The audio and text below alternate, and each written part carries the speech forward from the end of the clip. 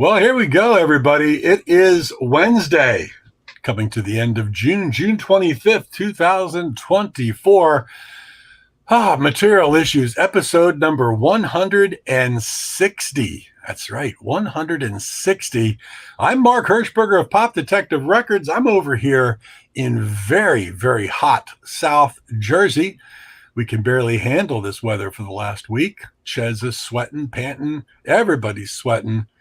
But it must be much nicer out there in sunny Southern California, where my good friend, the president of Pop Detective Records, that's me, president of International Pop Overthrow Festival, Mr. David Bash. David, how the heck are you, my friend? Yeah, I thought maybe you hired me. I could use the work.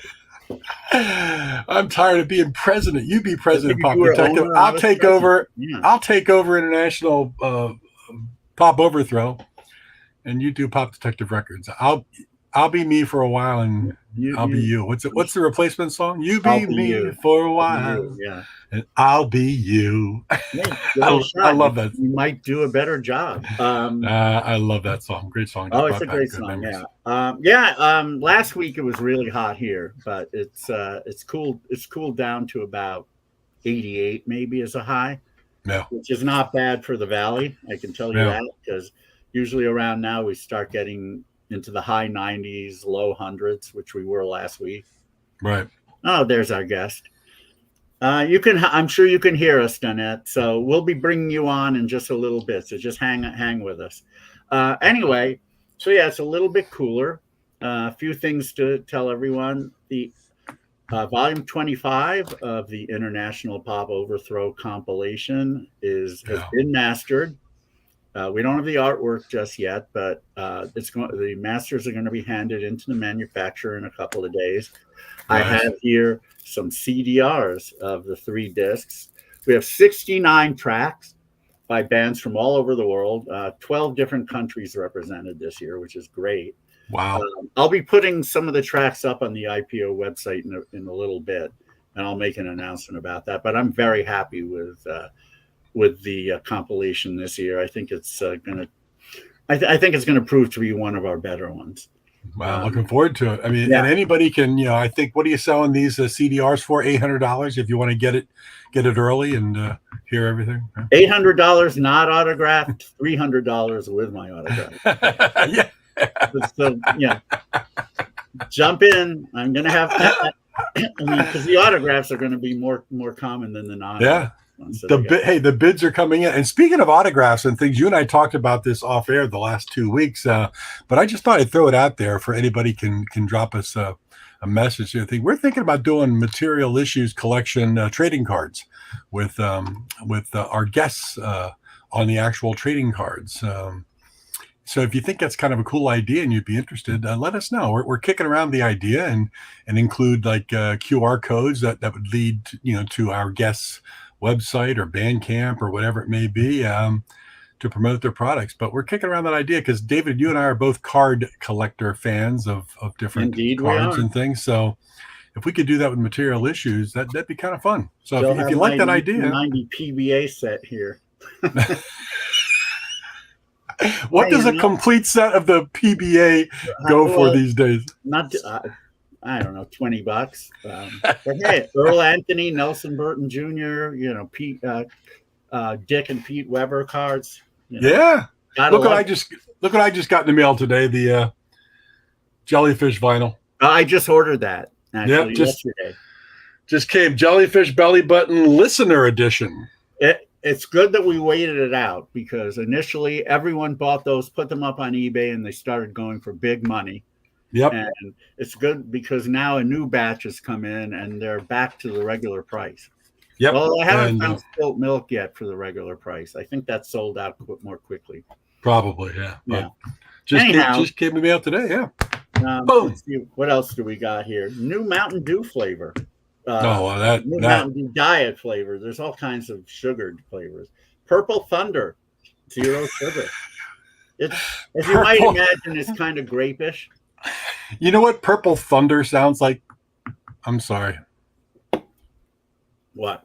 I don't know. I'm not going to go down that road. I'm going to keep it classy. Yeah, keep it clean, even though we don't do that on the show as a regular thing.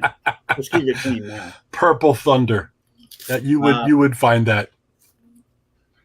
Yeah, never mind. Go ahead. New watch to show. Uh-oh. While I was in Liverpool, these were going on eBay for crazy money for a while also. But now they're back in the Swatch shops. The Omega Swatch Moon Watch, the one nice. The one that models the Omega Speedmaster, the classic one that was worn on the moon. Yeah. A little bit different, but a hell of a lot less money. But even though I have some beautiful watches, I have not been able to take this one off. I don't know why. I guess because I'm very nostalgic for that Speedmaster, which I once owned and then had to return because I was stupid to buy it. I didn't have the money. Well, either that, or you're getting too old to figure out the strap, so you just can't take it off. It is actually a little the strap is unwieldy. I'm trying to actually fasten it again, and it's always a little bit difficult, but I think I'll get it. It's cool watch. Yeah, thank you. Also, what is going to probably prove to be my favorite album of the year has finally come out on physical product. And thanks to Ray at Cool Cat, the latest album by Telejet, which was streaming only for about a year. So, of course, I didn't rank it in my best of 2023 because if it's streaming only, it doesn't count. Not in my count. But now it's an actual physical product. It's coming out in a couple of weeks. You can get it straight from Cool Cat. For whatever reason, they decided to just title it self-titled instead of Spiritual Age. I don't know why, but at any rate, the songs are all the same. And what a great album this is. I mean, I can't even tell you, especially if you're an XTC fan. Yeah. This is really wonderful stuff. Gene Hughes, the mastermind of this Toronto band. I had to really push him to get the CD out, but I connected him with Ray, and he did it, and I'm so glad it finally happened. Thank goodness for Ray at Cool Cat. What a great label, putting out so much good stuff. So many artists that we've had on this show, and you've turned on to Ray at Cool Cat, and he's done things with them. He's willing to consider stuff, and it really doesn't matter to him what kind of status the band has. If he likes the music and he thinks he has a market base for it, he'll release it. And we appreciate him very much. I love him. Just 20 minutes down the road. I know. There you go. Well, anyway, we could babble on all kinds of stuff like this, which we will do next week when we don't have a guest, but we do have a guest this week, and we're really, really pleased that she accepted our invitation.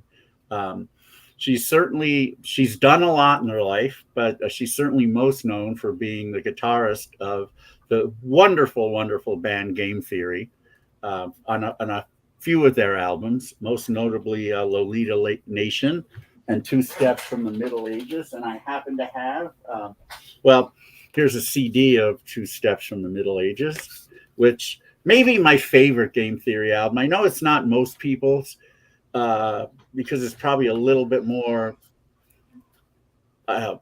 radio friendly, let's say, maybe a little more conventional than some of their other ones.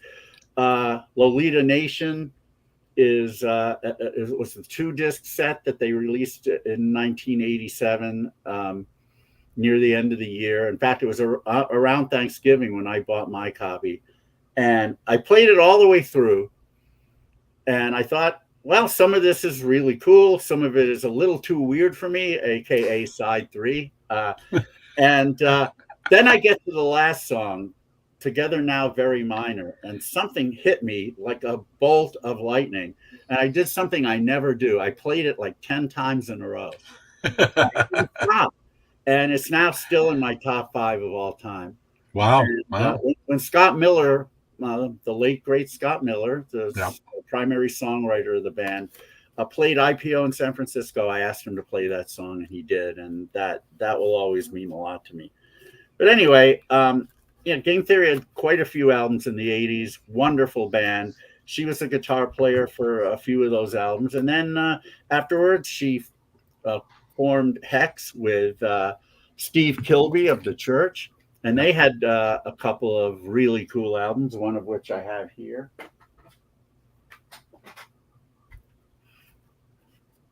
Vast Halos. with see, I'm so anal about doing lists. A song on here called "Shelter" was my number 4 song of 1990 when I made my best of 1990 list Right. back in Yep. 1991. What number it would be now, I don't know, but it would still be way up there. It's very Spectorian, let's put it that way. And she just sang the hell out of it, and it's just beautiful. And the whole album's really good, as is the first one, but I don't have that one handy now.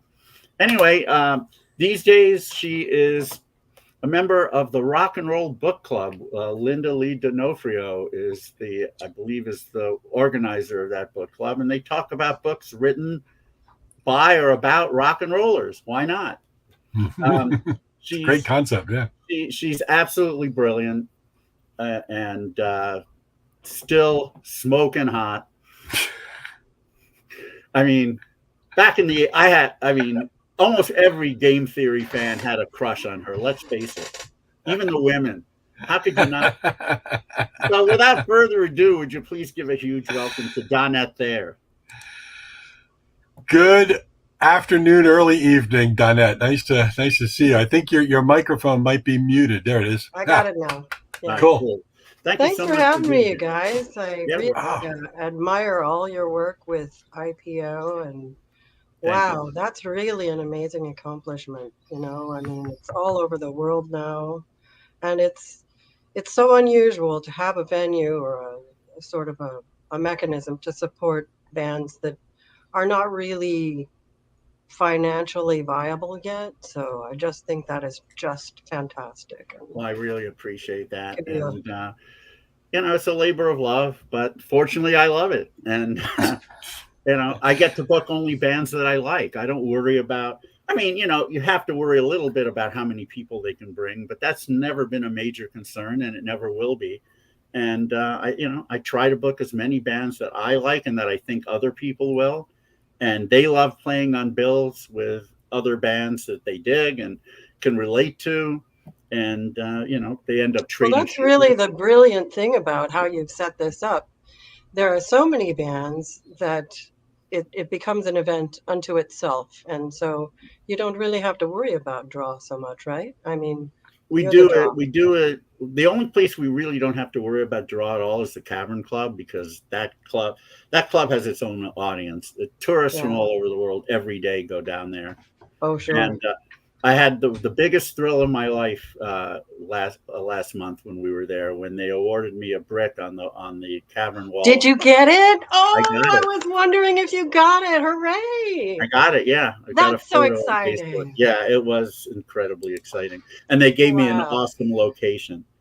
No kidding! Awesome. Right outside the Cavern pub door, which is the wall surrounds the door. Oh, you got it up there.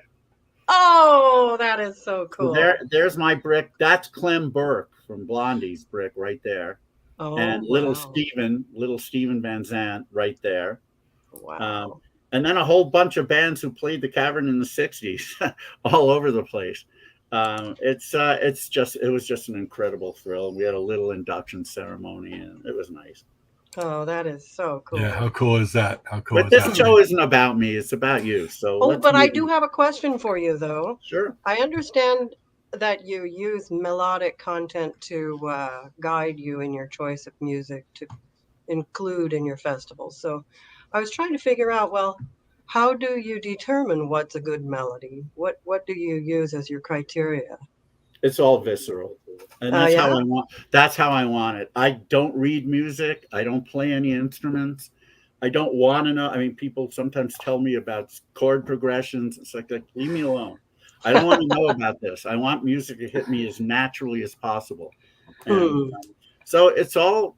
I mean, obviously there are touchstones. Any band who has a strong Beatles or Beach Boys or Zombies or Badfinger, Raspberry. I mean, those kind of, if you're influenced by those bands and you're good at it, then those certainly are going to be things that I'm going to favor. But, there's certainly, there are a lot of other things also. I'm a big fan of the band Cocteau Twins. And if I hear a band, so if I hear a band that, does music that way, I'm going to want them also. So it It varies. We still have the reputation of being a power pop festival. And while that's what Yeah. it was founded upon, we've expanded our base. And I think when people come to shows, they see that it's not just about power pop, but Yeah. melody is key. It has to be there. And that's the thing about Game Theory. I mean, I never saw them as, and I'm sure you have your own opinion about this, but I never saw Game Theory as a power pop band. But the melodies in there were, they were pop in some ways. They were, obviously very quirky, very innovative. Scott was writing stuff that I'd never heard melodic. I mean, some of the progressions, like, wow. I'll just say the first time I ever heard Game Theory was in San Francisco at, I want to say Leopold's, maybe. Somebody was playing Big Shot Chronicles, and Erica's Word was on, and that has a pretty good hook, and I was like, wow, who is this? So of course I ran up to the counter and they told me, and I immediately bought that album. And this was sometime in 87, so a few weeks, it turned out a few months later, and as soon as I heard that it was out, I ran to my local Tower Records and bought that also. But most people don't consider Game Theory to be power pop, but hell, any band that has that kind of influence, they're welcome at IPO anytime.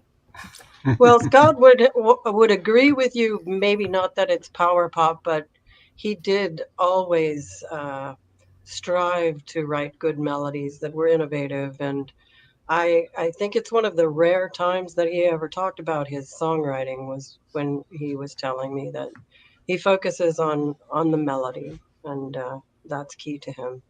I remember you told me that even when you were with him, he would be very private about that. Oh, he would lock himself in a room and not want to talk to anybody. Right, that's what he'd do. Yeah, for hours on end. He was a craftsman. And it's interesting when David talks about his love of melody. David and I talk about this all the time. He's not really a lyrics guy. I'm more of a lyrics guy with the melody, but music hits David's brain just musically. He doesn't really care what the lyrics may. If it works with everything, great. But for him, it really is just the music flowing through his head that makes him go. Not in every wow. case. I mean, not in every case. There are certain lyrics that Game Theory had that resonated with me. But more of those, the kind of adolescent bands like 10cc and Sparks, those lyrics always made it through. But mostly if they sound good, I mean, one of my favorite bands is Münchner Freiheit, a German band who sings mostly in German. I don't care. I was going to ask you. I don't understand them at all, but they sound great. So simply melody there. Yeah. Yeah, lots of melody there. Yeah. It's very important. But I was thinking about this, trying to figure out to myself what constitutes a good melody, and I realized that we sing all the time in our speaking voices, and so if you would just sort of build on that and enhance that, then you'll end up with a sensible and compelling melody. I mean, that seems to me. You could almost do an experiment. You could almost do an experiment with that, Donnette, in just listening to what you said there in this last minute. Because you were saying that, I was listening to your voice going up and down, and I said, well, we can take that last minute, match it to the actual notes, and play it out as a note, and just hear. I just came up with that idea. What a great idea. Just hear where. Rob Disner had a fun experiment that he did. I don't know if you know him, but he's a friend of mine, and he found. Who was that? I'm sorry, Donnette. Who was that? Rob Disner. Oh, I know who he is. Yeah. Anyway, he bought a book of Paul McCartney's lyrics, and one of the early ones that he'd never written a song to. So he threw it out there for all of us to write the melody for these lyrics, and I participated. It was really fun, but what I did was I just listened to the cadence of the spoken words and ended up with something that I thought sounded pretty Beatlesque because the lyrics were pretty Beatley, Did you record this? Yes, you can find it on YouTube. It's on his webpage, so I could hunt that down for you. Please do. I want to hear that. Awesome, that'd be great. Yeah. A couple of people that I knew were on there that were pretty big names, so it's interesting. Give it a shot. And Yeah, we all went for different eras of the Beatles. I went for real early Beatles. And then another guy there, I think from maybe he's from the Rain Parade or from Camper Van Beethoven, one of those.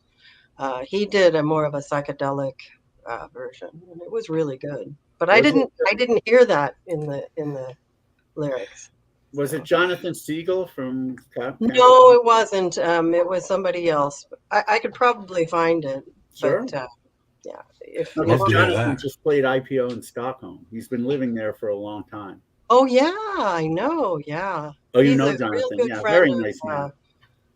of Shelley's. They went to high school together. Oh, they did. Yeah, that whole Gavis area Yeah, thing. Yeah. Well, yeah. tell us about your childhood, musically and non, whatever you'd Well, like. I grew up in kind of a musical family. My mother played the piano and my uncle played.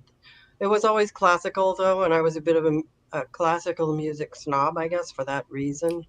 Until well, this is one of my stories. This is one of my trademark stories, so I'll just tell it to you. Yeah. Please. I was such a classical music snob. I would only listen to Chopin, Beethoven, those fancy guys. And that's what I played too on piano. And then I went skiing. My mother decided that we lived in Denver. I didn't know how to ski, and that was ridiculous. So she signed me up for this skiing thing, and I was just appalled because to me, skiing seemed like conspicuous consumption and, wearing a lot of silver, jumpsuit type thing and drinking hot buttered rum and I was only 13, something like that. So I was just horrified, but I had to go. So I loaded up all of my gear. There was tons of it.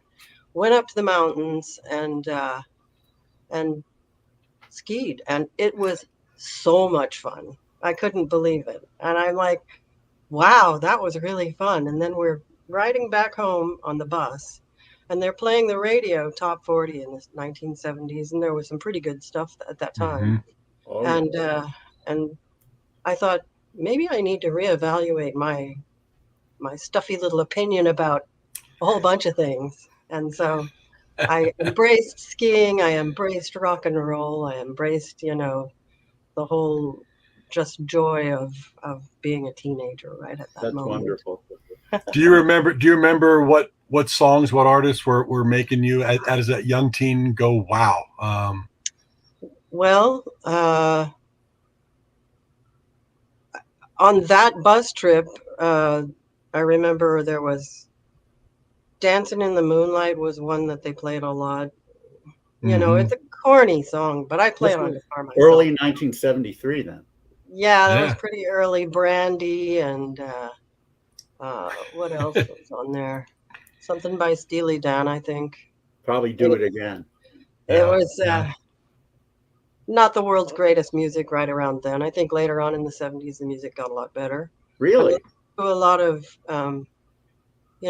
Eric Clapton and Eric and the Dominoes Traffic.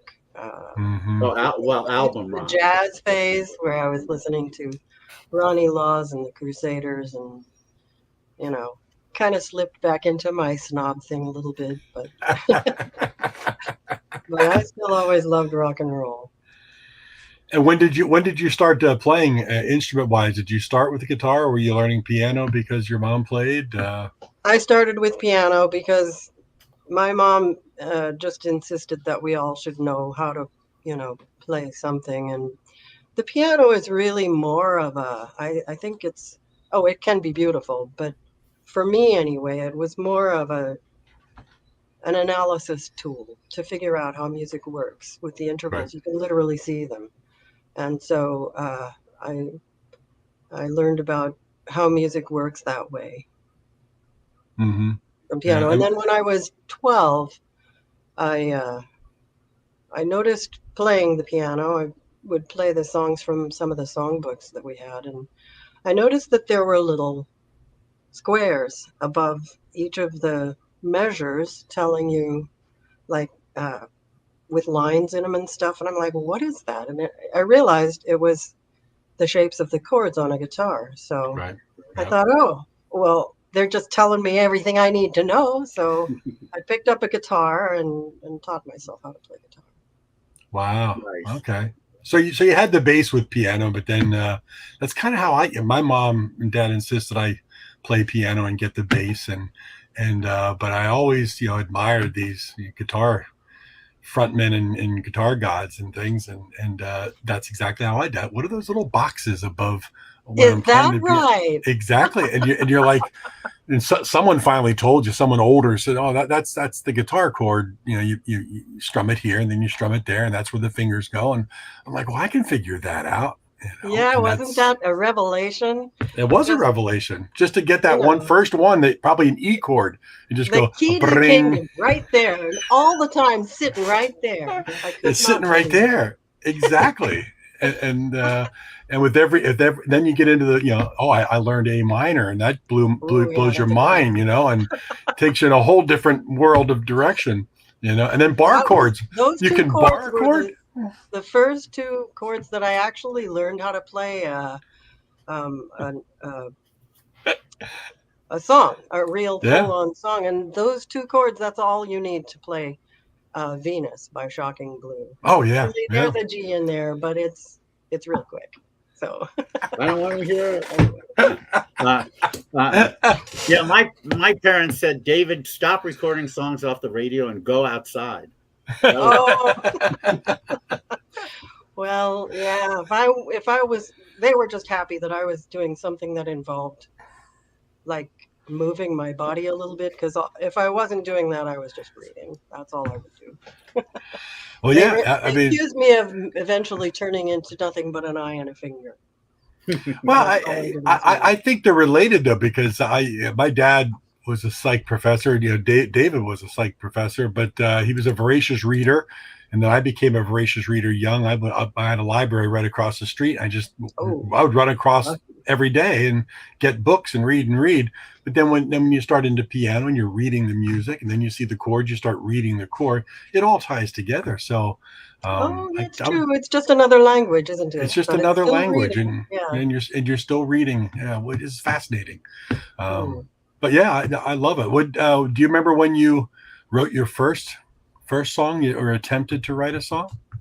Oh, well, yeah, I started writing songs because we got invited to play at a show, and we didn't know any songs, and so I had to write. Who is we at this point? What's it was me and a guy named Jerry Coffey, who played later on the Veil record, and Gavin Blair, who was in True West later. I know Gavin very well. What a nice man. He's a great guy. Yeah. Cool. Yeah. And so that's when you actually started to try to write some songs. Did it come easy to you? Were you a lyrics person first, or did you find melodies? I find it fascinating which way you go. Yeah, I like the Ramones, so I was just trying to do, something really easy, and it was. Well, going from classical to the Ramones, that's I love the Ramones. I think the Ramones are I think that they're one of the finest examples of truly owning what they do, and that to me is key. So they write down every oh and hey on their lyric sheet. I love that. Yeah. Good point. Oh God, yeah. A big Ramones fan, and living over here on the East Coast, I got to see them quite often back. Lucky! Back in I the only day. saw once. This is so weird. I was brought up in New York, and I went to NYU, and I had all those clubs in my backyard, CBGBs, Max's, and Bottom Line, and all those places. I almost never went to a show. My philosophy was, all that money I could use to buy records. What do I need to see a band live? How ironic that I ended up doing what I do. But I had I probably had a million chances to see the Ramones, and I never did.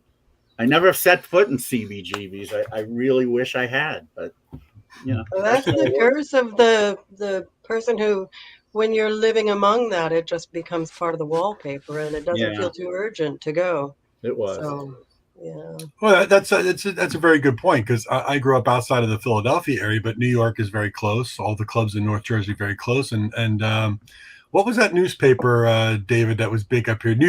East Coast Rocker, right? East Coast Rocker.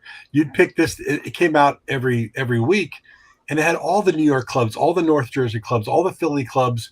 And back then, there were many of them, and there were bands. All these bands were playing, and it was a road trip. We'd go to Philly, we'd go to New York, because you had to go see bands like the Ramones and of course Holly and the Italians and the Rattlers and the Fast, and all these great post-punk bands. I loved it.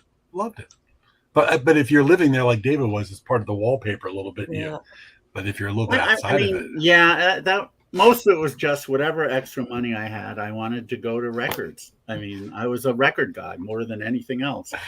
Records last forever. A show lasts just one night, I guess. The memories last a long time. Well, so that's true. Most of the time. Yeah, because most of those shows I don't remember.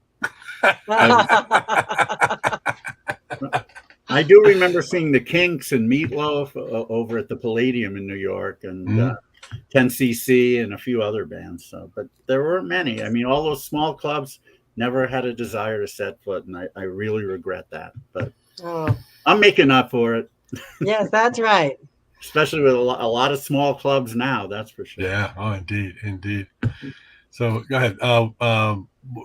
Where do we go from here? Your first, did you have a band that you started playing out that kind of led you to game theory? What was your early live playing? What were you doing? What was well, that I was Scott's girlfriend, and I went to see all of his every show for many, many years. And one of the things that I found lacking in their shows was he would almost always do 2 guitar tracks, right? So he always had 2 guitar tracks, and both of them were really, really good. And so I thought he should have both of them live, and I knew how to play them because I had seen every single show. And so but he still wouldn't go for it. But then I met at work, where I worked at the DNA Club in San Francisco, and met our friend Guillaume Gaswan, and he played bass. He played bass in the New Breed and was very, very good. So I said, I've got a bass player, but why don't you audition us both? And so Scott went along with that, and we both got in. So that's how I ended up in game theory. Well, the first album was Lolita Nation. The first album you were on, or were you on prior? I was on the very first one in the plastic bag. I did a vocal track in there. Blaze of Glory? Yes, Blaze of Glory. Okay. Yeah. But for all those years you were going to his shows, and did that cause any sort of a wedge between you when he wouldn't allow you to be part of the band? No, I always had my own band, and I didn't have one when I begged my way into game theory. Oh, okay. And your own band, The Veil, was The Veil one of those bands at that time? Yeah, it was. Yeah. Okay. Yeah. And how did you meet Scott originally? Were you just going to shows and? Well, there was a group of us that used to see each other around, and at parties and stuff, and I think just saw him around, and he offered to produce our record. So, we were trying to be one of those communities that helps each other get ahead. Yeah. And that was really strong kind of motif of the Davis scene. And I think that it was really instrumental in helping move a lot of those bands forward. And, so it was good. And so he produced our record, and also we played a lot of shows together, and I was friends with all of them, Fred and Nancy, she used to be, but now she's Nan. And it was a lot of fun. Yeah, I mean, back then when I was buying the Game Theory albums and I'd see everybody in the band, well, Scott, I was very drawn to him because I could tell he was a brilliant guy, and I don't think I'm as brilliant as he was, but I thought that maybe we could connect on some level if we ever met. And that's what you do when you're a fan of bands. Sometimes Oh yeah. you kind of daydream, like, what, boy, if we met, we'd be friends and we'd hang out and we'd buy records together and everything. And I would see you on the cover, and of course my first thought was what every guy's first thought was, she's smoking hot. But then my second thought was, she must be really bright, because Scott would not have a dumb ditzy girl. Well, that's nice of you to say. I mean, you must have related well on an intellectual level too. Oh yeah, we did. We had a lot of fun talking about really eclectic ideas. And around here somewhere I have his diploma. He graduated I think it was summa cum laude, and I picked it up out of the trash. I'm like, Scott, what's your diploma doing in the trash? He's like, I don't need that. I don't, what am I going to ever do with that? I'm like, well, you could hang it up in the bathroom over the toilet. I've seen people do that. But I kept it. I'm like, I'm not throwing this out. Anyway, I have it around here. I got to do it. Oh, that's great. I mean, I'm not surprised to hear that piece of paper didn't mean, like, I guess he knew who he was, Yeah. He didn't need that. My diplomas are up on the wall, of course, because I'm insecure, but he didn't need that, which was great. No, I was a huge admirer of his. I can't even tell you. And when I finally did meet him in the 90s, first I met him at a club in LA called Spaceland, which you probably know.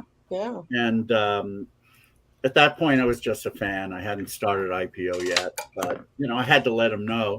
I didn't want to be too much of a fanboy, but I started gushing, of course. Oh, we love that. You know what? Don't ever not do that. Yeah, all right. So I said, please, he asked any request, and of course I yell out, "Together Now, Very Minor." He says, "Okay," and he played that. And then a few years later, when we were in San Francisco doing IPO, and he accepted my invitation to play, when I introduced him from the stage, you want to talk about a fanboy introduction.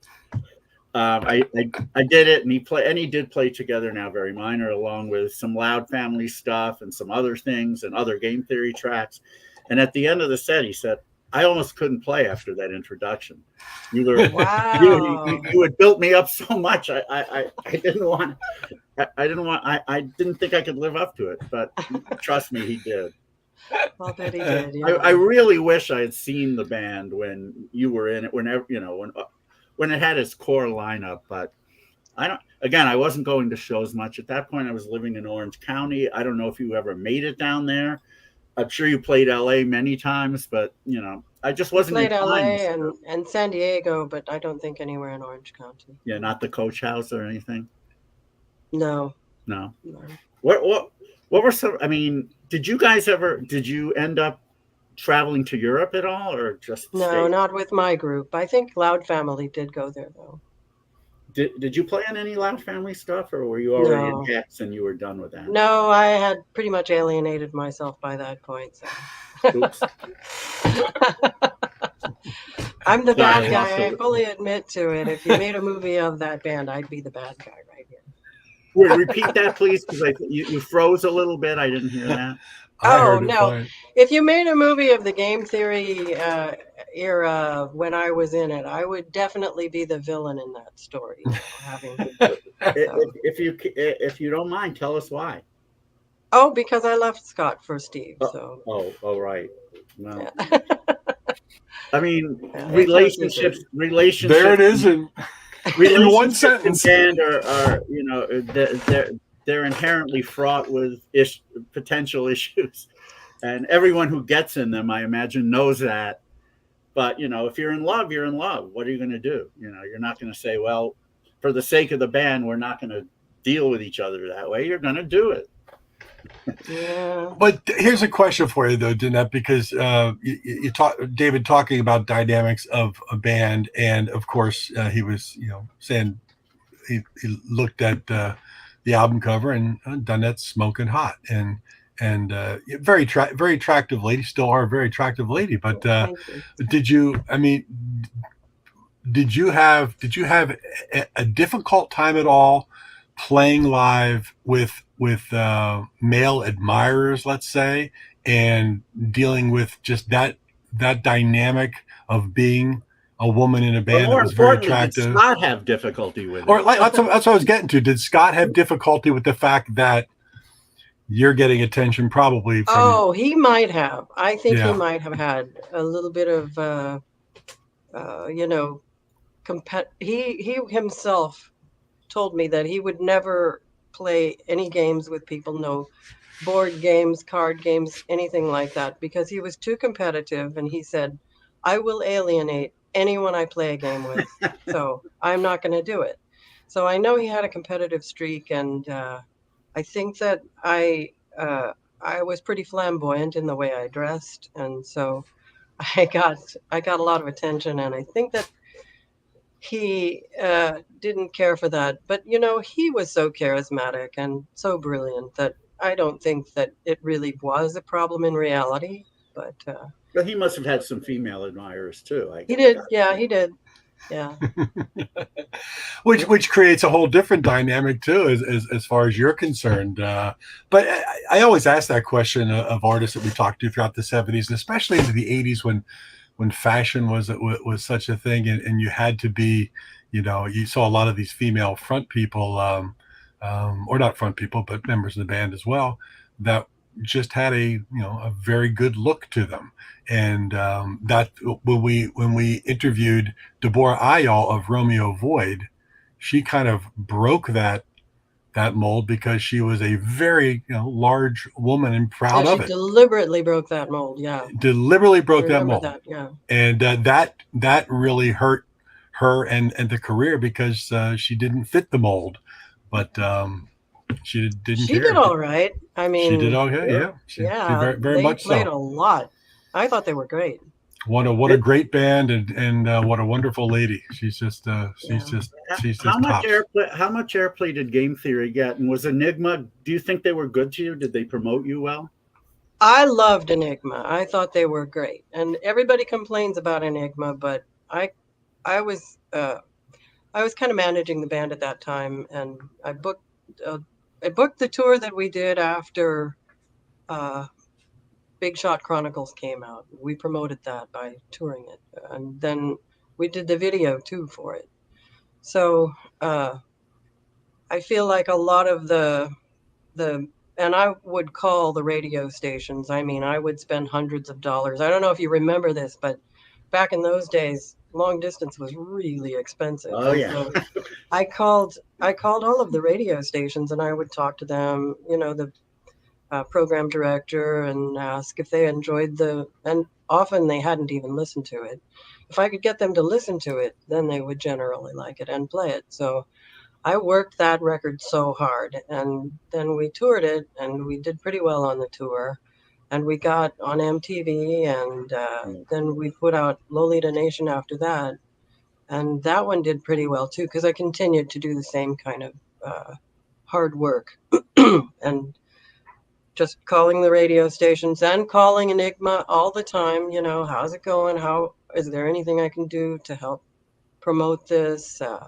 We're putting together a tour, and you know, maybe you can get some promotional materials. And then they would get inspired to work on it too, because you know, you can't just have the band do every single thing. So I thought they were great, and Oh, they good. put out a lot of really nice promotional materials. They were really easy going about what material we wanted on the record. They never told us anything that we could not do, and I thought they were great.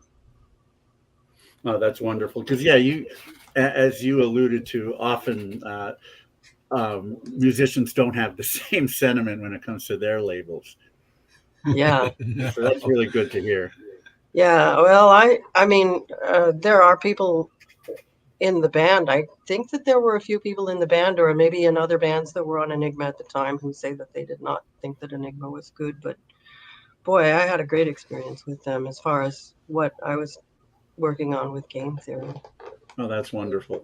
Did Lolita Nation really throw people for a loop, especially side 3? It was. It was. Yeah, thinking, it what is did. he doing? Yeah, it was it was really interesting to see people's reactions. And I was in Los Angeles visiting the record company, and the church was there recording. And so I played Lolita Nation for them, and they just sat there like, wow, this is weird, but really, really good. And I did not want to admit it that they thought that. That competitiveness. I have something to show you here. I don't know if you've ever seen this, but I'm not sure who. I think this is a French copy. It's on Enigma. It's a 1-disc version of Lolita Nation, wow, which is kind of like a best of in their minds, I think. So it's nice. As you. I mean, I don't know if you can see what songs are on here, but a lot of side three is missing because it. Well, that's all right. It doesn't flow well, but. I whoever picked this, I have to say they did a great job. I mean, "Dripping with Looks" is a big favorite song of mine, and "Chardonnay" and "Last Day." I mean, most of side 4 I love, and of course, "Together Now Very Minor," which they put on here too. Oh yeah.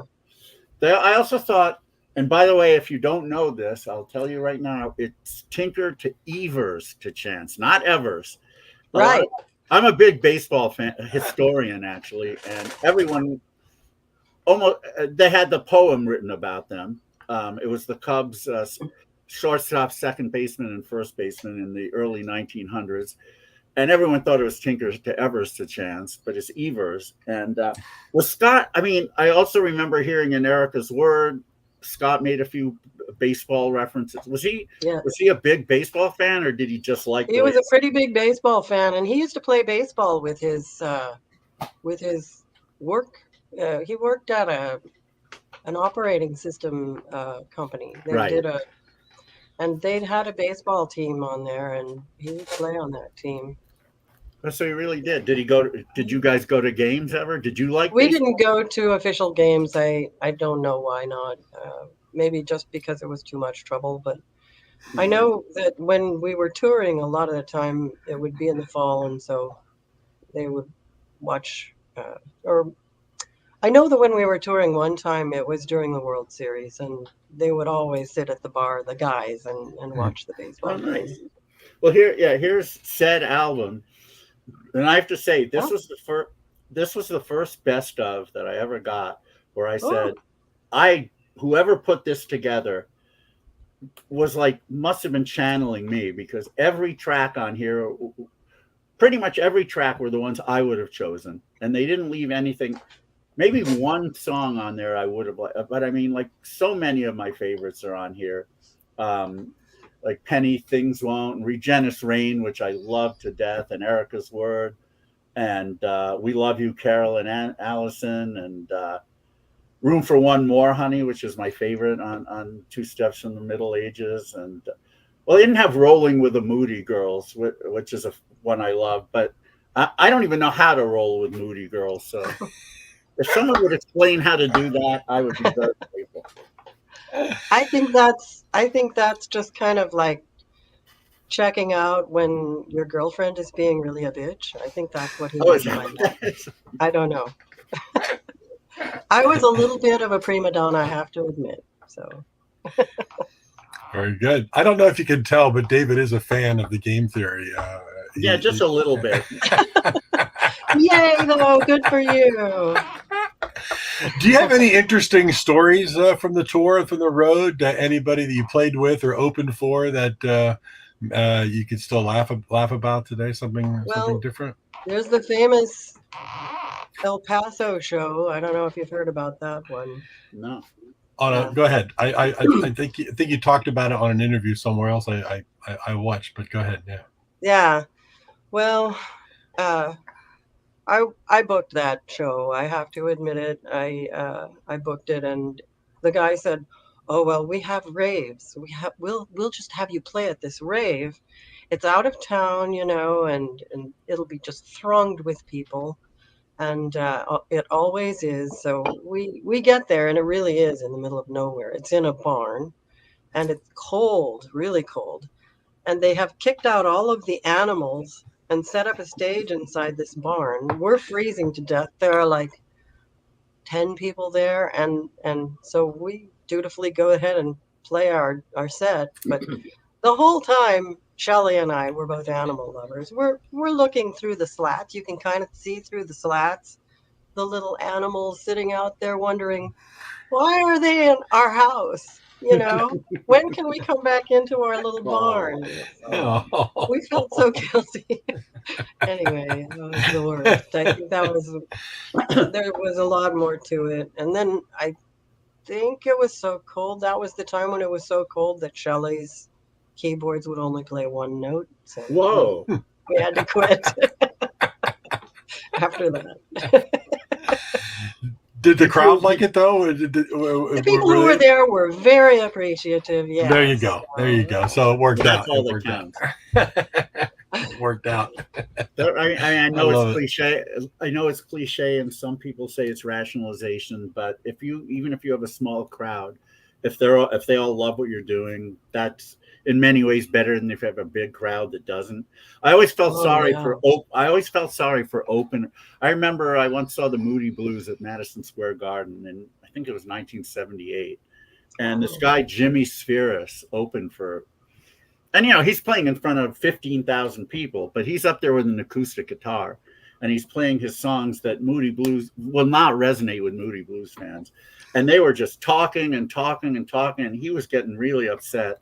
Finally, he just said, "It ain't disco," and everyone started clapping, and then he won him over. But I feel sorry for people who, wouldn't he? You got the feeling he'd rather play for 10 people who were sitting around him in a circle and were digging what he was doing. Yeah. Now, did you feel that way when you were playing live? Was a small, appreciative crowd better than a big one that maybe not so much? I found that small, appreciative crowd that's kind of a hard thing to get because people build the energy from each other in the audience, I think. And so if you want to have an appreciative crowd, you're going to have some density there in order for it to work. But yeah, we did our best no matter what, and we always had a lot of fun. So there was never a show that we didn't want to play. Wow, well, that's wonderful. Yeah. You don't hear that very often either. Yeah. So when did you leave Game Theory? Well, at the end of 1988, I think, something like that. After the Two Steps from the Middle Ages tour, right after that. And was that because you had met and fallen in love with Steve, or were you just out of there anyway? Yeah, it was because Steve said that he wanted to continue making records with me, and we had one. The Hex record was just still in production, and I wanted to finish it, and then I wanted to continue making records with him. He was my favorite, musician of all time. Wow. Which to me was like shocking that I would even, become friends with the guy. And then here we are actually making records. So that was really kind of surreal. And you got to exercise your songwriting chops more than you did in Game Theory. Much more, yeah. Yeah, with Game Theory, we were staying with Rob Poor, who eventually joined Loud Family, and he had basically a recording studio in his house. So Scott and I were staying there, and when Scott had a few free minutes, he would go in there and try things out, and then he would basically come up with the entire thing, and then I would just do whatever part he told me to, and that wasn't as much fun for me because I like writing melodies and lyrics and stuff and riffs, but I didn't really get a chance to do that on Two Steps from the Middle Ages. But I love that record. I think it's great. There's some of my favorite songs that we ever did on there. So I don't know. Well, it was Room from One More Honey was a line in a Twilight Zone episode. Yes. 22. Is that that's a chilling Twilight Zone? Have you seen it? I've seen every Twilight Zone. Oh, good. Could talk to you many for times, hours on end about every episode. But yes, that was a very chilling. And so as soon as I saw that title, I said, again, it's like, oh, Scott's a Twilight Zone fan. Another thing we could talk about. I'm fanboying out completely at this point in '88. He But was a collector of pop culture things, yeah, Twilight Zone, baseball, Star Trek. That was my favorite. I'm a oh, big nice. Star Trek fan. So is my wife. Oh, forget Oh it. yeah. Yeah, Rena's. Yeah. Did you know that the I've been doing this one lately. I do a bunch of folk circle type things with my friends here in Lincoln, Nebraska. And did you know that there are actually lyrics to that original series Star Trek theme that Gene That, Roddenberry wrote? yeah, I mean that happens more often. Like the Odd Couple theme has lyrics also. So Oh, how about that? I did not yeah, know that. yeah, Oh, it does. yeah. And the lyrics to the original Star Trek theme are just really, really bad. Oh, yeah. They're Did awful. someone And recognize so I that? warn everybody whenever I play it, I'm like, these are the worst lyrics you will ever hear in your life. Oh, you I'm actually gonna do play it it with anyway. the lyrics? Oh, that's great. Yeah, I sing it. And then I make everybody sing the part. Oh, Yeah. That's the one. Well, It's way up there. going But back to Hex, that's a great song though. Go ahead. going Yeah, back to melody. Hex, I like those two records a lot too, especially Vast Halos. And I Oh, thank remember you. you Hex came down. I'm trying to remember who you opened for, but you played at Bogart's. I believe it was 1990, touring this record. And you did do Shelter, which made me very happy. And then at the end of the set, when the set was over, I don't know if this was relief or just joy, but you had the biggest smile on your face. And I remember saying, I can't believe this indie chick is smiling. That's like contrary to the whole indie ethos. But I was so happy to see you do that. Oh, that's Do you remember playing Bogarts in Long Beach? I think so, yeah. Was that with my whole band or was that It with was with Steve? your whole band. Oh, It was okay. definitely with at least part of the band. Yeah, yeah. Yeah, we played a lot of shows and I think at one point I had 7 players, a percussionist, drummer, guitar player, keyboards, So Wait, you're saying Gavin has brothers? Is that what you're saying? what's that? You said you had every. I Did had you- 7 people in the band, Oh, including 7 players. I thought you said Yeah, Blairs, yeah. like Gavin Blair. No. 7 Blairs in the. But I don't think you had quite that. I'm trying to remember. It's been 34 years now, but A long time, yeah. yeah. But I don't even remember it that well. So. I don't think you had 7 people, but you did have a band. Yeah. Yeah. That's awesome. So I mean, obviously, you enjoyed touring. You enjoyed playing live. Do you still do anything live? I just play ad hoc things with a group that mostly plays Irish music now. So, Oh wow! Yeah, it's a lot of fun, and it's interesting to come at it from the perspective of I really don't care, about whether or not anybody is gonna sign me and I'll make it in the music business. It's like I'm just gonna have some fun. My friends are great players. They're and the songs are really pretty, and we just have fun, and we get That's free wonderful. beer. And I mean, that's what it's about now. I mean, Yeah. the dynamic of the music industry has changed so much. And when I started IPO in the late 90s, especially in Los Angeles, all these bands were trying to get signed.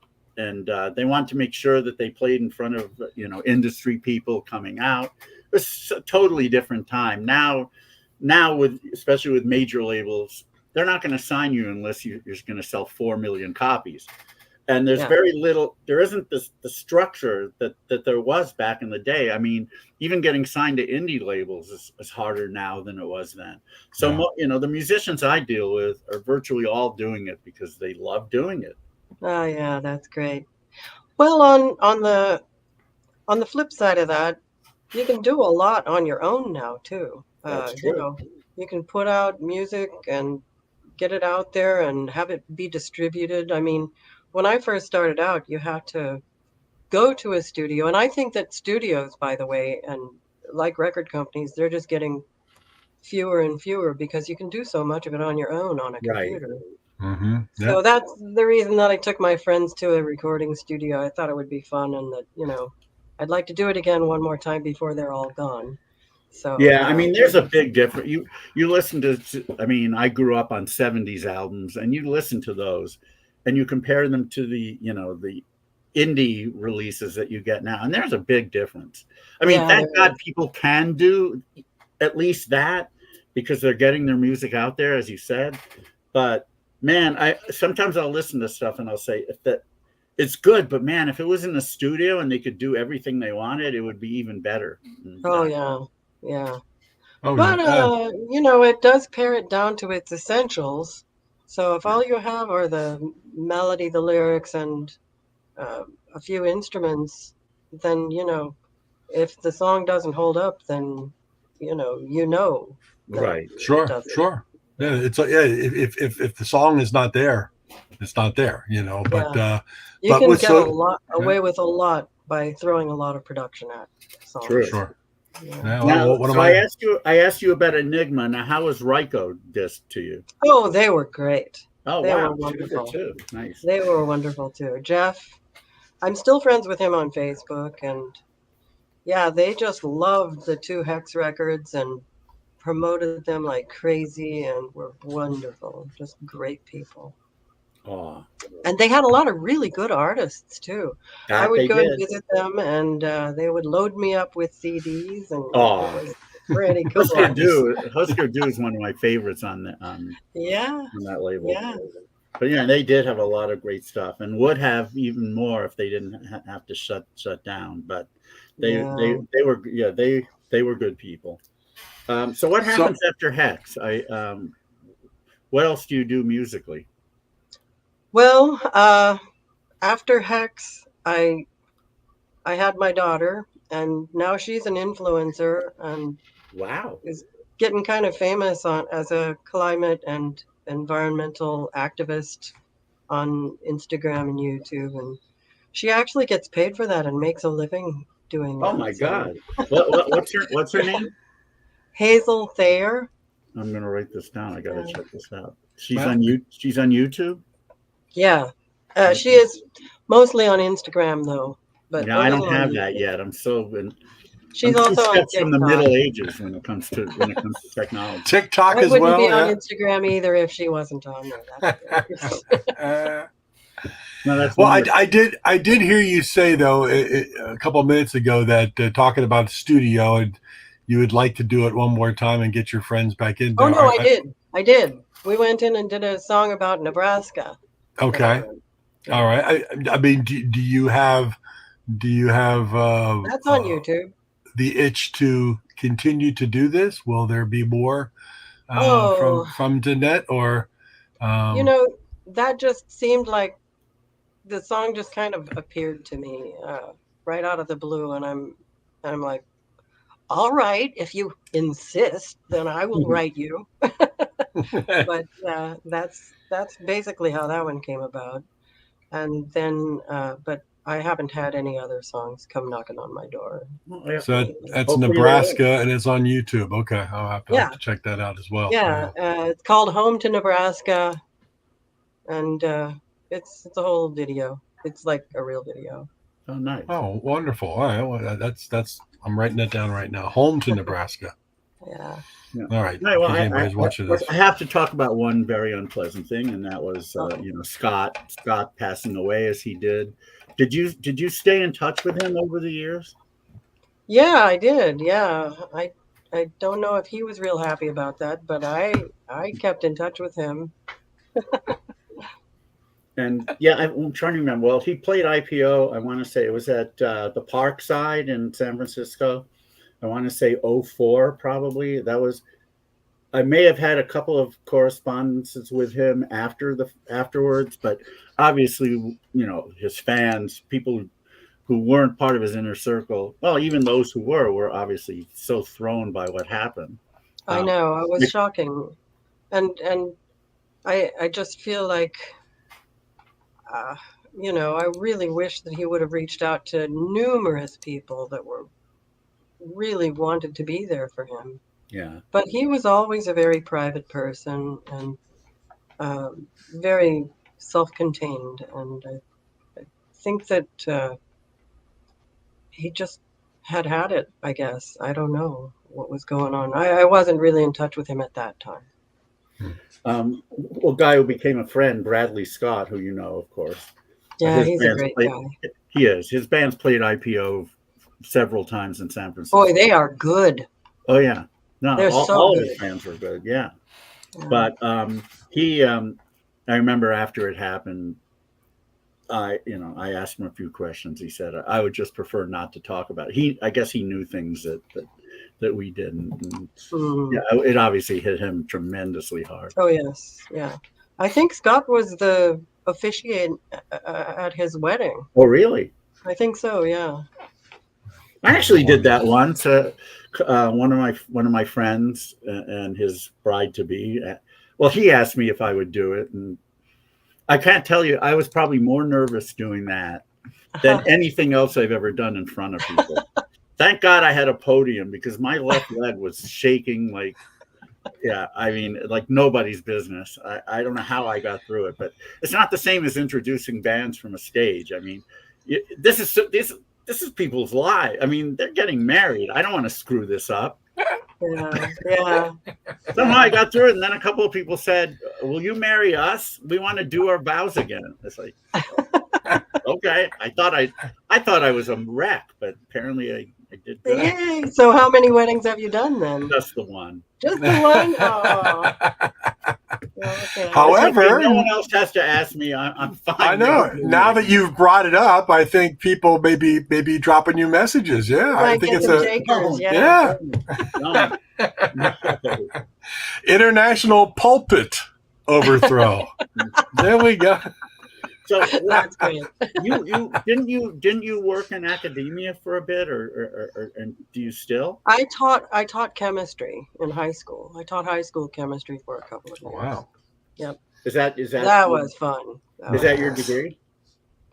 My degree was in epidemiology, which back in the I guess the early 80s when I got my degree, they were changing everything to like plain language so that it would not be so fancy. So you couldn't have a degree in epidemiology. So it was called health science administration. And, biology was called life system attributes or something like that. That I'd never heard, I must say. Yeah, it was a whole thing. So chemistry they was renamed everything to be less fancy. I don't know why. It was a fad, and then I think they've changed it back. But chemistry was part of your discipline, so you were. Yes, I took a lot of chemistry. Yeah, and I worked as a chemist for a long time too. Oh, really? Water, wastewater. I also tested like insulin medium, the stuff that they put the insulin in to so that you can inject it. You have to be really careful with that. And, I can imagine. Yeah. Food. Yeah. So I worked at Campbell's Soup testing the tomatoes to see if they had enough. Run it through the gas chromatograph to see if they had enough scent and stuff like that. And did they? Oh yes. When you did it, maybe not. Other people might have been a little bit more liberal with the range of acceptability. No, it's a specific wavelength or bandwidth or something that you would test it against a standard called IBT, which I could only remember because I gave it the mnemonic IB smelling tomato. So. Anyway, you would have the standard, and then you would try to match that with the actual sample. Nice. Did not know that. Did not know that about my assumption of your brilliance was well founded. So. Oh, thanks. Yes, chemistry terrifies people, and I don't know why that is. It's actually really straightforward most of the time. Well, my theory is, math generally terrifies people. And, I love math. And so did. But I came to my love of math late. No, I came to mine very, very early, and that was that was the one thing I was really advanced at compared to my peers. But one of the things number one, in school, you have to have a really good math teacher, or you're not going to. Oh, yes. And secondly, you got to have a good attendance record, because everything builds upon each other. And if Right. you're sick, as kids get, for a week or two, you come back and suddenly it's like, what the hell is going on here? And you develop a fear, and you don't catch up. Yeah. So yeah. Yeah, that happened to me. I used to change schools a lot. We moved around a lot when I was growing up. So Oh, I would get to a new school and I wouldn't know what the heck was going on in math. But later on, I was studying to become a water treatment plant operator. I got my certificate for that. So I could actually run a water treatment plant, if I got a job doing that, but I never did. Anyway, there was a lot of math involved because you have to calculate like the volume of the basin and the mass of the reagents and the flocculant and this and that. So they have a whole bunch of math that you have to learn. sure. And it just was so much fun to work out these Wow. problems once I got the hang of it. And so we were in the studio and we were trying to figure out, well, should the bridge have, should we play it 2 times or should we play it 4 times, this line? And it was like, yeah, there's no right answer. I wish it was math, because then I could give you a right answer. I could tell you if 2 or 4 was the right answer. But in this case, it's just subjective and no way to know, really. And are you doing anything vocationally these days? Well, I'm retired, so I just do whatever I want. But my husband, we bought an abandoned vineyard, and he's a scientist. If you have ever heard of the photochemical reflectance index, he's the one who developed and identified that. I'll admit I have not, but I was just talking to someone about that yesterday. Isn't that no? I have no idea what you're talking about. Well, you know how when plants get sick, they turn red and green, or red and yellow and stuff? Mm-hmm. That is because the xanthophyll cycle is responding to stress. So they will change their colors. And he's found an area in the bandwidth where if you compare these 2 dips or peaks or something, then you can figure out how stressed they are. So they're using this for a lot of different precision agriculture type things.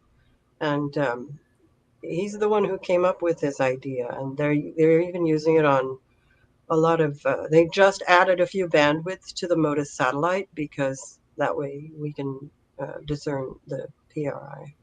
Well, one of the great things about theories like that is ultimately they end up having so many different applications that people never thought of initially. You never know, where they're going to go, But anyway, so he bought a vineyard. He's using some of his science to evaluate different varieties of grapes. So what we end up with is a whole lot of wine that we just have to taste. And, it's all so different, though. It's really surprising. Each grape has its own very characteristic flavor. Yeah. And they're all grown in kind of a common garden scenario. So we're not doing anything to the grapes to make them taste different. They just inherently taste different. Sure. It's fascinating. You can talk to my wife about that. She's a wine aficionado. Oh, we'll have to send you some.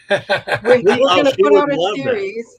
Well, we want other people to experience the same thing, where you taste like a Sangiovese and a Cabernet Franc and a Petit Verdot, and you can see all of these differences among the grapes. And so we're going to just put little tiny bottles in a series and send them so that you can see what the actual grape tastes like in a wine, I was a sommelier for many years, and I still and I still get some wine then. Oh my god! Oh, thank you. I would love it. I mean, I did that for 8 years. But I still Saturday night I still bartend, and I play my guitar and sing behind the bar. But nice. Everybody talks to me about, what wine do you suggest with this, or and can you go talk to that table about wines? I still have my hands in Oh, that's so wine. cool. So Have you and read as I York? oh yes, yeah, indeed, Oh, yeah, so good. oh yeah. So, I would as I say say, so much time, so much wine, so little time. That's the problem, And next time you come out here, you can take Rena wine tasting, because uh, honestly, she has an extraordinary palate. To me, it all tastes like metal and dirt. So I have to admit, I am completely ignorant but of course, I would have to be the designated driver anyway. So Well, there you Perfect. go. You've got a job then. no, We when all- we go wine tasting, I'm the designated driver. Believe me. oh, So, I would. all right. Linda will kill me if I do not bring up the Rock and Roll Book Club. That Oh, you yeah. remember. So tell me, I mean, did you form it with her, or did she recruit you to be a? Well, the very first book that they ever decided to review and discuss was Steve Kilby's book, Something Quite Peculiar. And they had him all lined up to do the talk with them. And then at the very last minute, he backed out, I guess.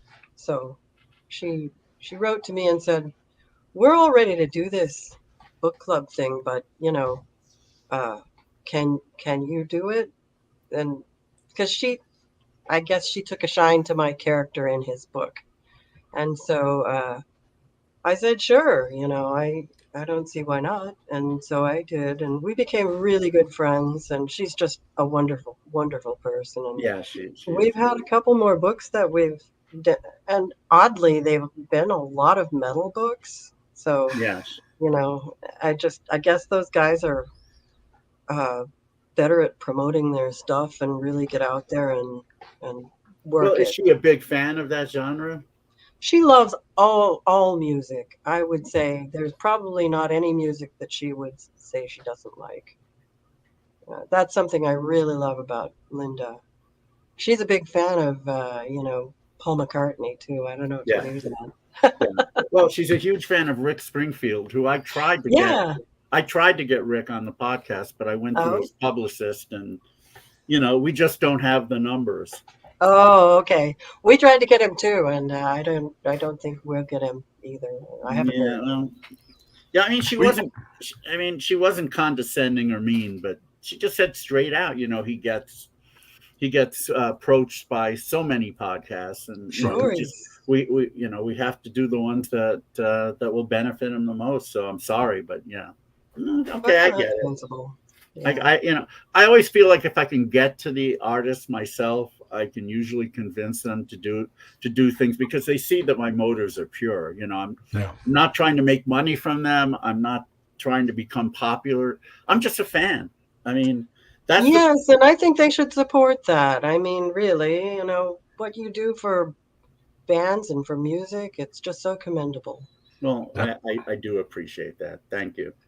Yeah, indeed. And indeed. if the muse ever comes back to you and you decide I want to record an album and go out and play it, let me know, because, well, A, I'll buy it, and B, I would love to have you perform. Wonderful. Maybe one day. Yeah. You don't know. Every decision we make takes us down a different path. So who knows? Have you been to Europe on your own? The band. I've been to London. That's about it. Oh, well, you should come to Liverpool. The Cavern is a great, great place to be. Yeah, I never did get there. I did look at where's that place where all the people are buried? I went there. Not sure. It's Chaucer's buried there, and oh, really? Yeah, I should know this, but I don't. It's like it's a church. Oh. Well, not Westminster Abbey. Yeah, that's it. Thank you. Is that it? I guess the Abbey has a lot of people buried there. Yeah, indeed. Yeah, I didn't think about that. And to so a lot of the other tourist trap type places, but Liverpool. Obviously, Liverpool is very proud of the Beatles, sure, but they're not cheesy about it. I mean, there's the Hard Day's Night Hotel right around the corner from the Cavern, and there are shops and museums and things, but they kind of just go. Everyone just kind of goes about their business, and the Beatles stuff is there if you want it. And Nice. you know, for me, thank God for that, because again, that brings in. They come to the Beatle tours. The Beatle tours tend to wind up at the Cavern.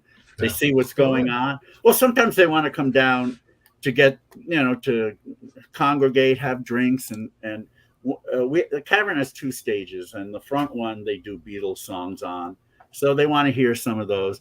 But then they'll see what's going on with the festival, and they'll come to the back room and watch us too. So, thank God for all of that. Yeah, that's great. That's been awesome. Yeah, it's been awesome. So, but now get to Liverpool, because everything outside of the Beatles stuff in Liverpool is fantastic as well. The cathedral is gorgeous. You get down on the Mersey and go all across the river area. It's just wonderful. I got within 20 feet of the Queen. Wow. Not Queen Freddie Mercury, but the Queen of England. Her Majesty. She was there one year when we were there. She was there, and I was walking along, and I didn't know what all this crowd was about. And there was a limousine, and there were guards and things. And I kind of walked up like, I need to get over there to Matthew Street. Pardon me. And there she was. Oh my God! No way. I didn't know that. Yeah. God, you're a sommelier. You almost met the Queen. I don't know any of that.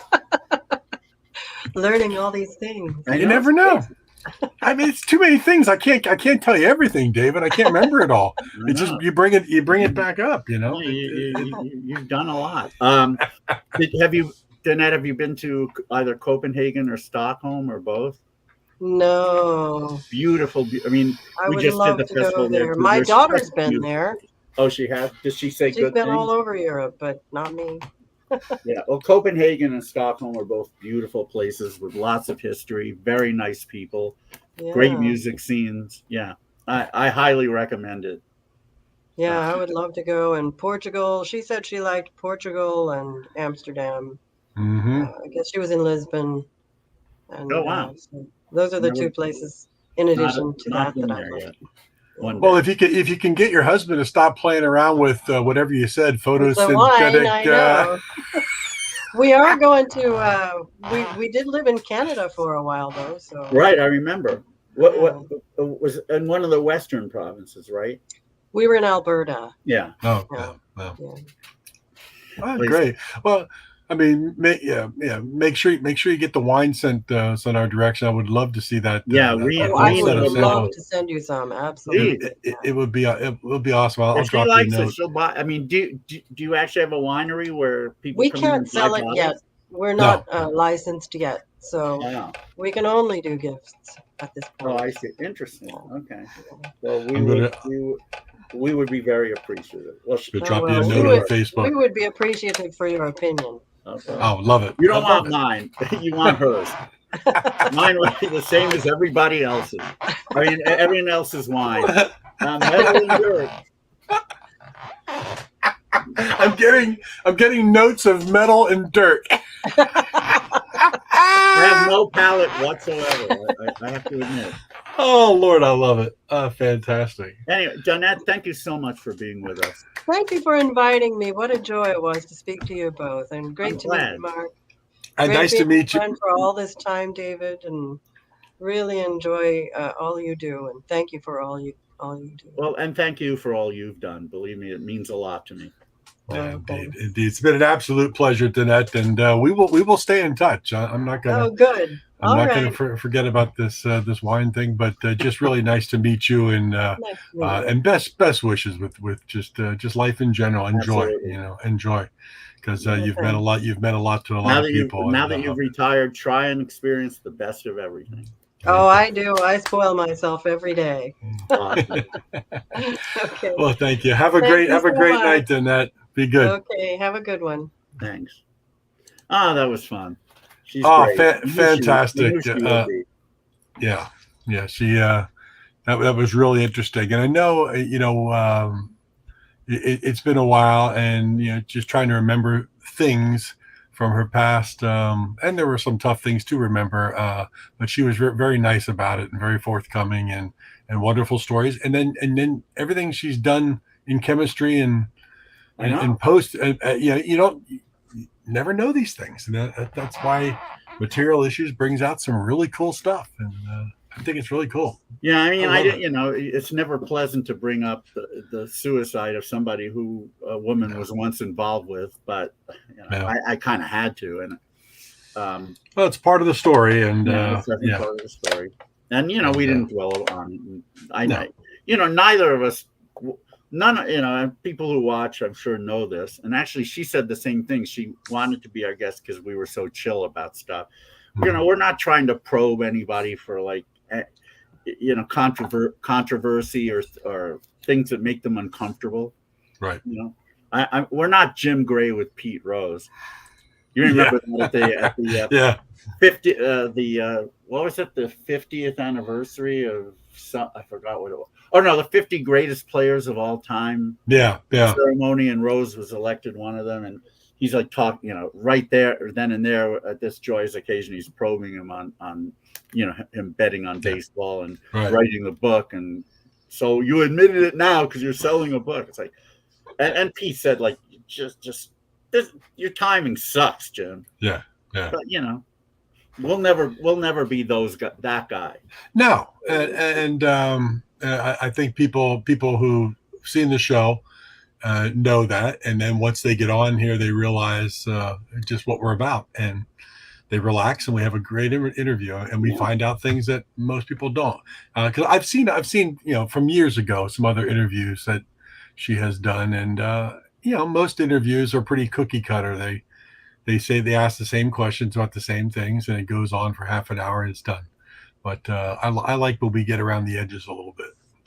Yeah, fortunately, usually we know something about our guests, and both of us are big fans of whomever our guests are, and if we're not, we do some research about. Sure, yeah. So and we don't want to be conventional. And we also don't want to make anybody uncomfortable. Just want to be fun. Yeah. And the nice thing is, we talk about materialissues.com on YouTube, but now you can find it on your Facebook page and my Facebook page. So there's a few different avenues that people can, watch us now live. So hopefully we can spread that. Are the archives now off of the Material Issues page? Are the videos gone, or are they still there? No, they're still there. Everything's still archived there. So even the latest episodes still get archived there. Yeah. Okay. But now, I did see, I was looking at some people, they were joining via our personal pages and watching. Good. That's good. So hopefully we'll get that to spread a little bit more. Yeah, we'll just keep talking about it for a while until it becomes common knowledge. Yeah, that's what it's all about. So we have some pretty cool guests coming up. We got next a week. lot of things going on. Next week will be just you and me to Coach Chicago, and we're gonna set off live fireworks in our houses. Oh, right. That's right. It is the July 4th episode. It's going to be the July 4th holiday week. July 3rd, but yeah. Yeah. It'll just be us, and we'll talk about – I have a lot of new releases to talk about. I would say reissues, but they're all in Stockholm still. Yeah. Right. They're not bad. But, we have a lot of new releases to talk about, and I'm sure – you'll have other things, and we'll both have other things to talk about as well. Yeah. Maybe there'll be a Stump the Bash or some other game. Maybe we'll have some fireworks. Yeah, we'll set it off. It's all gonna be good. Right. But, on July 10th, we're gonna have somebody who was a guest prior, but at that time with Paul Myers, author and Power Popper. And this is Steve Loudon, who's written several books, including this is one of the latest ones, Generation Blue, an oral history of the Hollywood geek rock scene. Yeah. Something that I was obviously not as a musician, but as a fan, I was certainly part of, and then ultimately as a festival promoter. But this is a book. Steve was in the band Czar, who was very much a part of that scene. So he wrote this book about it. There's a lot about Weezer in here, because they were, in his world, they were the ones who really started the scene. And a lot of bands were influenced by Weezer in LA. And he talks about many of those. And I wrote a little passage in here, so that's cool. And there's an accompanying record Generation Blue, which has tracks by a lot of the bands who were part of that scene, like Baby Lemonade, Cockeyed Ghost, Nerf Herder, Rydell High, Ozma, AM Radio. So yeah, you can pick this up. This is on Big Stir, by the way. Oh, And nice. I think you can pick up both the book and the record through Big Stir. Big Stir. Okay. Nice. Also on Spider Pop. So that, yeah, Big Stir and Spider Pop are a co-op now. So yep. We'll have them. We'll have Steve on the 10th. That's July 10th. Yep. 17th. Somebody who both of us like from back in the day. Let's see if I can find his record here. You probably have it right there. Hold on. Let me get to that section. I don't know. Yeah, you'll probably you find it because I'm not sure what I did. Sorry for the unprofessionalism here, people. But I think I put his record in a different pile. Well, yeah, that's. I got it. Oh, you got it. Okay, because I'm halfway through the. Go ahead. Some of you may remember this gentleman, Mark Bassino, put out a record about 25 years ago. Was it called Pop Job, I believe? Pop Job, yeah. Yeah, and it was really good. I mean, he was one of the. He was definitely in the limelight with his pop stuff and with that album. And it's been a while, but he's got a new one now called Top of the World, which he's been actively promoting, and we're going to help him do that on the 17th. I've heard the album. If you're a fan, I'll say this: if you're a fan of Harry Nilsson, you will love this album. It is so Nilsson-esque. Good call. But with his own spin on it, with his voice, his lyrics. But yeah, if you're a fan of those kind of melodies, you will absolutely love this album. Yeah. It's on. Speaking of another entity that really wasn't very active for all those years, Parasol Records. Parasol, yeah. Yeah, they're kind of they're having a bit of a renaissance, and they've released this record, and hopefully we'll see a lot more on Parasol because they've always had great taste. Sure. Yeah. So yeah. Mark Bassino, Top of the World. I believe it's out at this point. It is out, yeah. Because I ordered it from Parasol. Yeah. So it's out. It's out. So I would highly recommend it. And again, just came out last week, I believe. Yeah. Go to a streaming service, listen to it. If you like it, definitely support the artist by buying the physical product. Indeed. We always promote that, and we always promote physical product. On the 24th of July, yep, we will have some of you who were part of the Oddities internet list from back in the 90s will remember that there were cassettes of this album that were floating around by this band that was heretofore unknown by everybody, a band called the Aerovons. Mm-hmm. They had a single back in the late 60s in the UK called World of You. It was on Parlophone. But this was a young St. Louis band who somehow got invited to Abbey Road to cut a whole album. And again, they got a deal with Parlophone for the single World of You. And a whole bunch of other songs were recorded for a supposed album, which never did come out at the time. But there were cassettes of it floating around, and we're all asking, who are these guys? The Aerovons. And it was shrouded in mystery until 2003, when Cherry Red released the album on CD. Said album is right here, Resurrection, because it did indeed resurrect their music. It stayed CD only for many years until a St. Louis label called Euclid Records, it's a label and a record store, just released this vinyl reissue a few months ago, and it's really well done, and just a great. I mean, very Beatlesque, but also a little bit more indie than that. But really good pop songs throughout this whole record. And the main man of the band, Tom Hartman, who now lives in Florida, he's going to be our guest on Material Issues, talking about this album, their experience, their wide-eyed experience of being these late teens, just being whisked off to London, to Abbey Road, to record an album, meeting McCartney and Lennon, the whole bit. It's gonna be great. Yeah. He has a great story that a lot of people here may not have heard. If you weren't around back in the 90s, you may never have heard of this album. But look at the album cover. They have to be rock stars with the look. Look at the look. Well, they have a very pop look to them. Yeah. And indeed, this album is very pop. Tom Hartman was the main songwriter. And again, came out in 2003 on CD. Now, 21 years later, it's come out on vinyl. So thank you, Euclid Records. Big thank you to Jordan Oakes, who was a guest of ours a couple of years ago. He connected me with Tom, and Tom was very enthusiastic about being on the program. And he does like to talk, so this should be fun. He should have a live. I told him, stop telling me stories. I'm in for the show. So that he will. Nice. Again, I would recommend that pop fans check out Resurrection. If you can find the CD, great. If you can find the vinyl, which you can at Euclid Records, which is where I bought it, by all means, do.